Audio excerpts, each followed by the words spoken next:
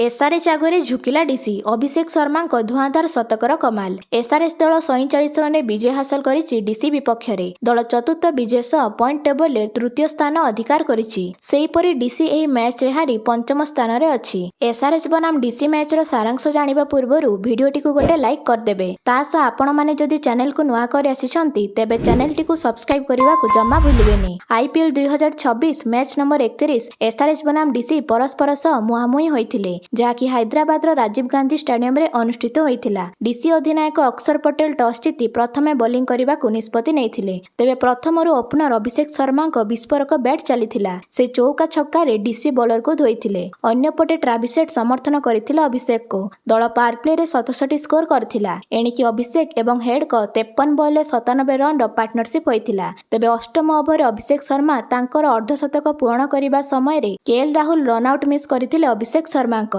अभिषेक सेतेबेले 25 ball रे निज अर्धशतक पूर्ण करथिले। तेबे नवम ओवर रे एसआरएच प्रथम विकेट हराइथिला, जेउथरे ट्रेविस हेड को आउट करथिले स्पिनर अक्षर पटेल। हेड 37 रन पारी खेलिथिले। नंबर 3 ने क्रीज को आसिथिले ईशान किशन। दल 10 ओवर रे 100 रन अतिक्रम करथिला। एणिकी 14 ओवर रे अभिषेक शर्मा को पुणी थरे जीवनदान मिलिथिला। से 86 रन करिथिबा समय रे नीतीश राणा तांको कैच छाड़ी देइथिले, जहाँकि टी नटराजन को ओभर समय रे एहा एक महंगा त्रुटि थिला। तेबे ईशान एवं अभिषेक को 79 रन भागीदारी दल को 176 स्कोर नहीं पहुंचाइथिला। एणिकी 15 over Ishan Kishan run out होइथिले नीतीश राणा द्वारा। से 13 बॉल रे 25 रन करथिले। से दुईटी चौका सह गोटिए छक्का मारथिले। परे हेनरिच क्लासेन जोग देइथिले अभिषेक को। दुईंको सामना रे डीसी बॉलर फेल मारथिले। दुईंको 66 रन पार्टनरशिप रे दल 242 विशाल स्कोर छिड़ा करिथिला डीसी सामना रे। क्लासेन 13 बॉल रे 3टी चौका 3टी छक्का सह 37 रन करथिले। अन्यपटे अभिषेक शर्मा प्रथमरु रही 68 बॉल रे 135 रन अपराजय विस्फोरक इनिंग्स खेलिथिले,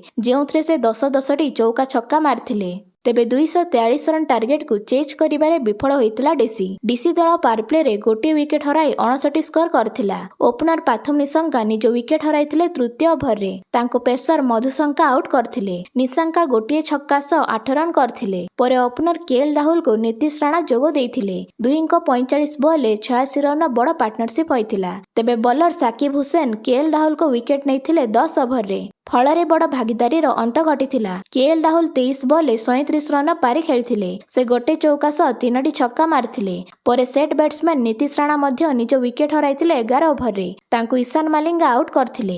राणा 27 बॉल रे निज अर्धशतक पूर्ण करिबा सह 57 रन पारी खेलिथिले। से 7टी चौका सह 3टी छक्का मारथिले। एणिकी तृतीय विकेट पड़िबा परे डेविड मिलर आस्थिले, किंतु से बिना खाता खोली ईशान मालिंगा हातरू आउट होई पेविलियन फेरथिले। लगातार विकेट पड़िबा दल पई चिंताजनक थिला। दल 10 ओवर रे 100 रन अतिक्रम करथिला। परे समीर रिजवी एवं ट्रिस्टन स्टब्स मिडिल ऑर्डर को संभाळिथिले। दुईंको 59 रन पार्टनरशिप दल को 177 रन रे नहीं पहुंचाइथिला। तेबे 16 ओवर रे स्टब्स को विकेट पड़िथिला, जहाँकि ईशान मालिंगा नेइथिले। स्टब्स 16 बॉल रे 27 रन करिबा सह 3टी चौका गोटिए छक्का मारथिले। तेबे षष्ठ विकेट पाई आसिथिले आशुतोष शर्मा। मात्र से 14 रन करी ईशान मालिंगा हातरू आउट होइथिले। तेबे शेष ओवर रे लगातार 3टी विकेट चटकाइथिले हर्ष दुबे। से तांको प्रथम बॉल रे सेट बैट्समैन समीर रिजवी को आउट करिबा सह पंचम एवं षष्ठ बॉल रे अक्षर पटेल एवं लुंगी इंगडिंग विकेट नैथिले। तेबे रिजवी 28 बॉल रे 41 रन पारी खेलिथिले। सेहीपरि अक्षर 2 रन करथिले। डीसी दल 20 ओवर रे 195 रन रे अटकी जाइथिला एवं एसआरएच दल 47 रन रे विजय हासिल करथिला।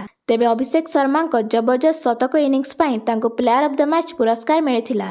तेबे आपण मानकु कोन लागुची एसआरएच दल ई सीजन ने प्रथम प्लेऑफ को क्वालिफाई करिबो कि ता कमेंट माध्यम रे जणांतु।